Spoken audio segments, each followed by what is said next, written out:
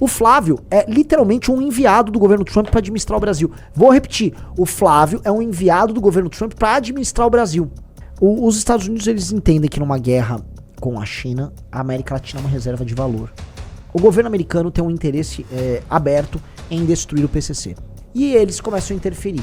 Eu vou tomar a Groenlândia, não, Panamá é meu, não, invade a Venezuela, não, vou resolver Cuba. E aí eles estão interferindo, inclusive no Brasil. Né? Ele sempre guarda uma surpresinha pra gente, né? Vocês precisam entender algumas coisinhas sobre Donald Trump antes da gente fazer análise geral, porque esse tema é meio fácil e até repetitivo. O Trump, ele liga primeiro pro Trump, segundo pro Trump, terceiro pro Trump, quarto pra família do Trump, quinto pros amigos de negócio do Trump, sexto por parceiros meio controversos, sétimo pros Estados Unidos da América, oito pra um ou outro puxa-saco internacional deles. É isso. O Trump não liga pra você. E eu começo a live falando isso porque as pessoas tendem, isso é um comportamento recorrente, a achar que política internacional, dado que existem afiliações ideológicas, é tipo assim, o meu time contra o seu time. E aí o Trump é um aliado nosso. Vocês já viram aqueles memes, né? Eu mesmo tenho alguns memes lá que tem o Spriella, tem o Bukele, tem o Milley, tem eu. As pessoas criam certas fantasias, que tem algum fim eleitoral, as fantasias, claro, e tudo bem se ficar como fim eleitoral, achando que as pessoas são amigos na seara internacional, que todo mundo é bacana com o outro, que o joguinho, olha, fulano é legal, não, Trump é do nosso time. O Trump não é do nosso time. Eu já falei pra vocês, tá? O Trump acha da gente, o quê? São aqueles cucarachas lá da América do Sul, tal, beleza, ok, nada especial, espero que eles não imigrem pra cá. É só isso. O Trump não tem grandes amores, nada. O Trump se preocupa com o Trump, tá?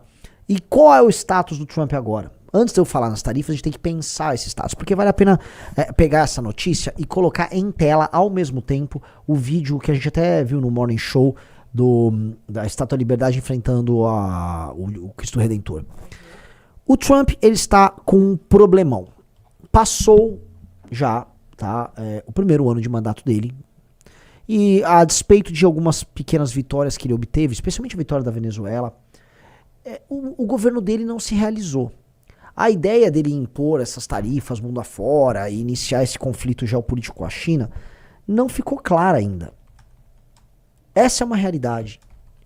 E não funcionou e não se pagou. Você tem uma pressão inflacionária sobre a classe média correndo nos Estados Unidos.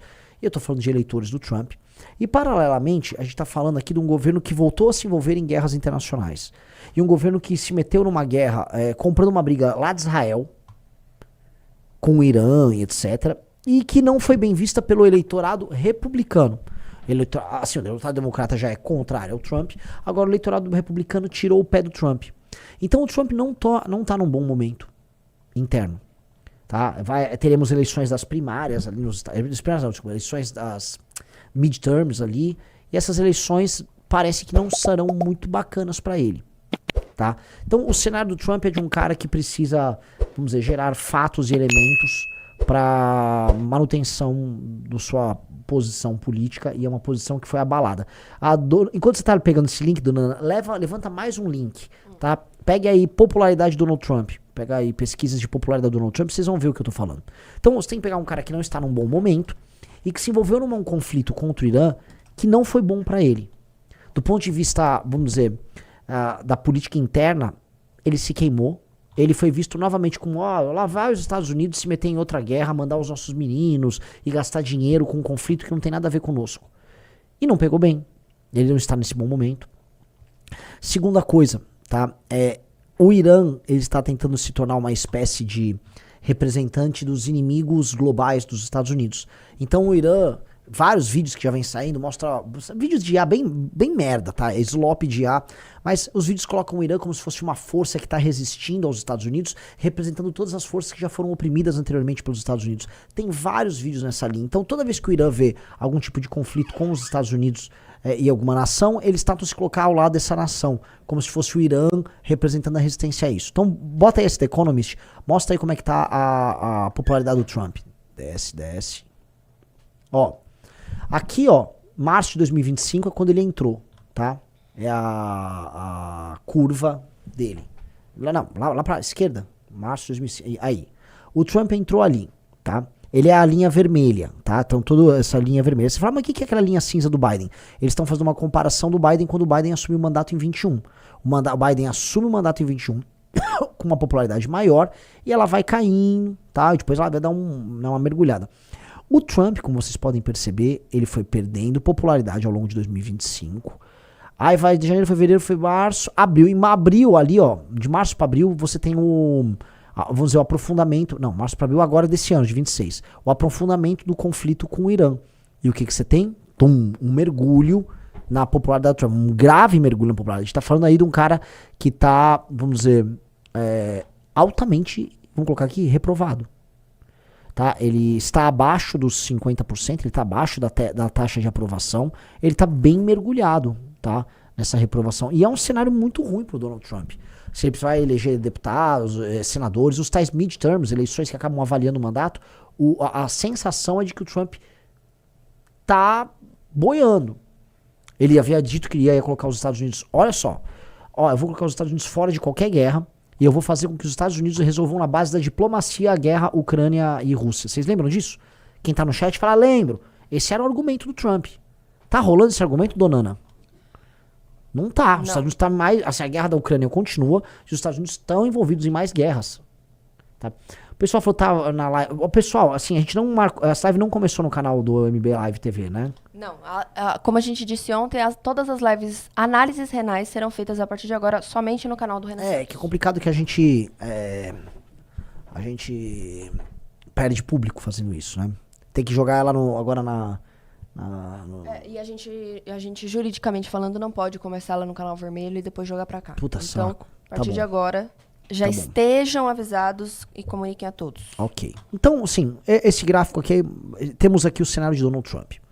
Paralelamente, Donald Trump ele está sendo muito pressionado. Isso é uma coisa que vem lá do governo Obama com a questão das terras raras, tá?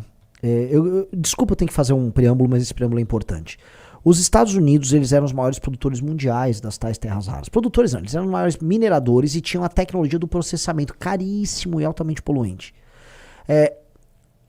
A empresa americana que cuidava disso, uma empresa que ficava lá na Califórnia, ela vai quebrando e a China vai comprando ativos nessa área e desde os anos 80 a China investe num programa nacional de terras raras.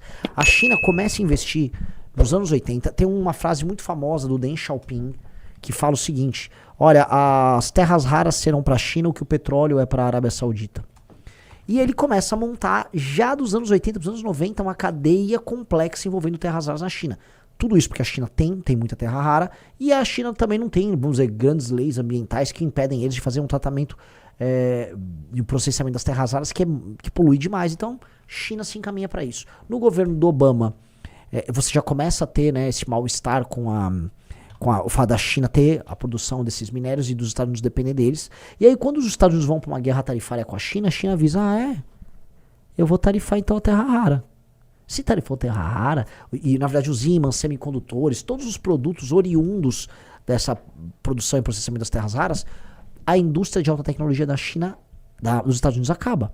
Há pânico em geral nos Estados Unidos e a gestão Trump precisa procurar parceiros para isso, tá? Então o contexto, eu preciso colocar o contexto americano dentro desse prisma, tá? Estamos falando disso que a gente quer fazer uma análise séria sobre esse tema. Então, vocês têm um contexto aqui na mesa. Segundo ponto que é importante a gente colocar na nossa análise. Relação dos Estados Unidos com a América Latina. Todo mundo sabe, eu já comentei em live, o Orlando já escreveu muito, a gente tem uma revista Valete dedicada a isso, aquela que os Estados Unidos estão com a perna toda arreganhada, né, do lado de um chicano e de um brasileiro. Os Estados Unidos, eles entendem que numa guerra com a China, a América Latina é uma reserva de valor. É uma reserva de valor porque ela tem recursos minerais, recursos geopolíticos estratégicos. Por exemplo, a área dela, a área de passagem entre o Ocidente e o Oriente, o Canal do Panamá é um exemplo. Recursos naturais que vão da Groenlândia até a Patagônia. Posição no globo para você posicionar armas e exércitos. Um exemplo é a Groenlândia. A Groenlândia, como está no topo, você pode atirar um míssil que sai da Groenlândia e chega na Rússia. Você tem várias vantagens aqui no continente americano, que é vista como uma reserva por parte dos Estados Unidos. E os Estados Unidos começaram a fazer a sua opção de gestão nessa reserva. Coloca o Marco Rubio como secretário de Estado. E eles começam a interferir. Eu vou tomar a Groenlândia, não, Panamá é meu. Não, invade a Venezuela, não, vou resolver Cuba. E aí estão interferindo, e estão interferindo inclusive no Brasil. O Brasil, que é um aliado na América Latina, geopolítico durante o governo Lula, da China. Então, coloque todos esses elementos aqui dentro deste contexto geral, tá? Aqui no Brasil ele tem um aliado político que ele considera um aliado leal e devotado a ele, que são os Bolsonaro. Coloque na mesa também o fato do Joesley Batista, o maior produtor de proteína animal do mundo, ser hoje um doador do Trump e um parceiro de negócios do trumpismo lá em Mar-a-Lago. Coloque as interferências eleitorais que eles querem fazer no Brasil e o interesse, vamos dizer, descarado que eles têm sobre as terras raras. Coloque a ideia que hoje o Joesley Batista comprou a Avibras, que ele está investindo em termoelétrica no Brasil, que ele já saiu do ramo da carne no Brasil e que ele também está interessado em comprar terras raras no Brasil. Coloque o fato do Joesley Batista, parceiro do Trump, ter comprado poços de petróleo na Venezuela. Inclusive comprou com o caro. Tá? Então há um novo interesse político do governo americano nas terras raras no Brasil, do governo americano em controlar e tutelar a América Latina e do governo americano colocar de joelhos e tutelar o Brasil.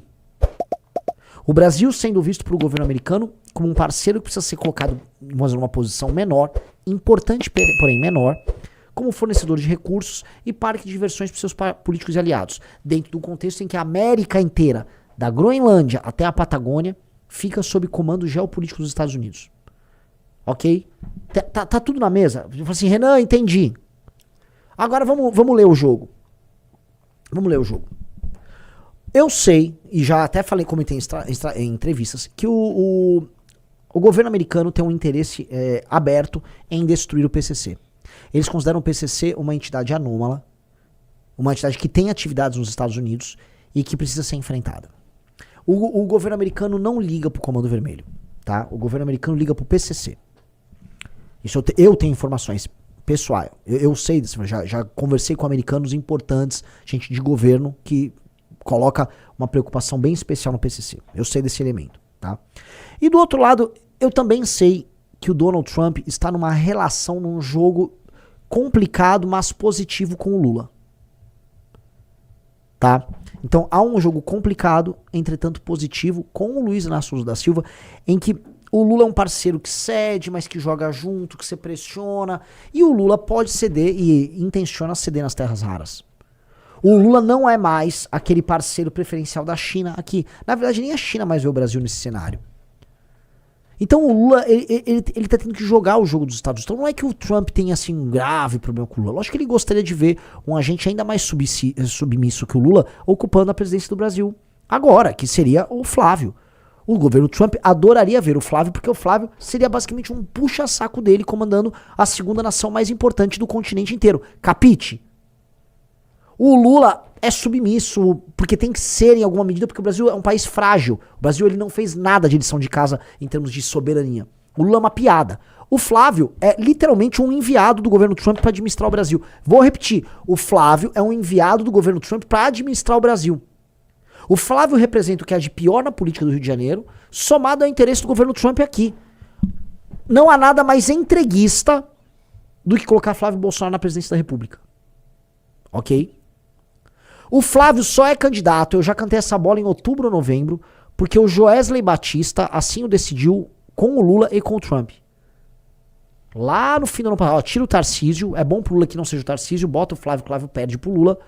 O Flávio mantém a aliança e a boa relação que ele tem com a família Trump e deixa o Lula ganhar. Todo mundo saía ganhando com esse acordo e todo mundo saiu ganhando com esse acordo.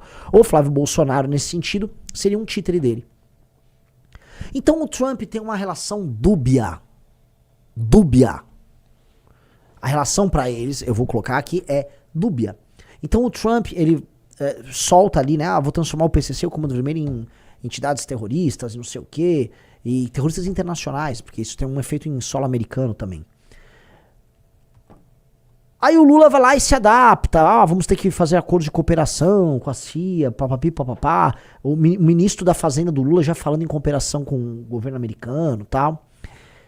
E aí o Flávio vai tirar uma foto, né? E aí eles fazem, né, vamos colocar aqui, um joguinho de cena muito bacana.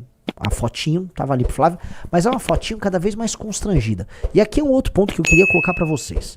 Formalmente, o presidente da República americano, o Trump, não pode declarar apoio ao Flávio. Aquela foto foi uma bela de uma forçação de barra. Porque do ponto de vista diplomático, aquilo seria um incidente diplomático se fosse tratado como uma declaração de apoio. Tanto que o governo Lula e a imprensa entram em contato com o governo americano, e o governo americano deixa muito claro, deixa expresso que o Flávio não teve nenhum tipo de atuação nesse caso. Ok, capite, todo mundo compreendeu.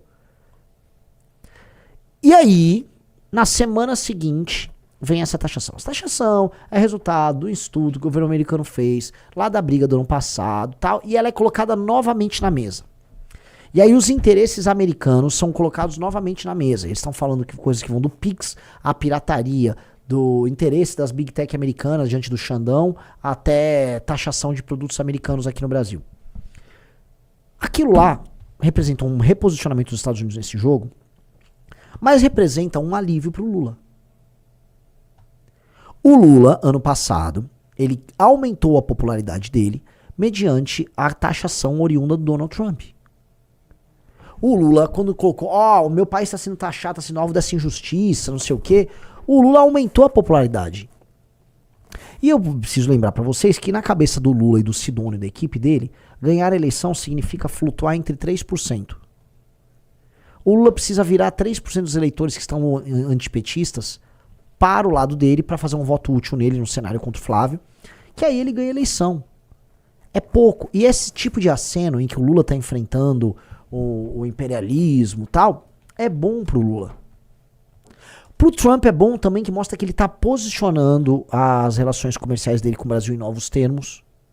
E eventualmente, do ponto de vista material, saindo de qualquer jogo de cena, posiciona ambos para fazer um acordo sobre terras raras. Ok? Então o cenário é um cenário, como eu posso colocar, complexo, que as pessoas não estão entendendo por completo, mas que teve um pequeno benefício pro Flávio na semana passada, um respiro, e agora um benefício que pode ser permanente pro Lula nos próximos 2 meses. Especialmente se o Lula se colocar como alguém que vai resolver um problemão. Se o Lula, combinado com o próprio governo americano, combinado com o Departamento de Estado, e aí eu tenho que agora mover os pauzinhos para obter as informações e trazer para vocês.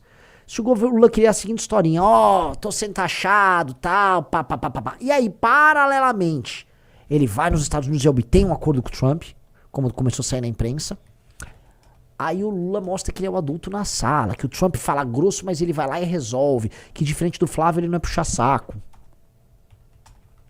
Este é o cenário que eu considero mais provável para as próximas semanas. Tá? Esse é o cenário. Digite 1 se vocês concordam com a minha leitura, digite 2 se não concordam com a minha leitura. Volto a colocar. Eu mesmo quero confirmar essa minha leitura de cenário com conversas com nossos amigos lá dos Estados Unidos. Tem muito amigo nos Estados Unidos que vai poder me dar, né, pequenos detalhes aqui, tá? Gostou do conteúdo? Para mais vídeos como este, se inscreva no canal Missão Lab, deixe o like e comente o que achou. Nos vemos no próximo vídeo.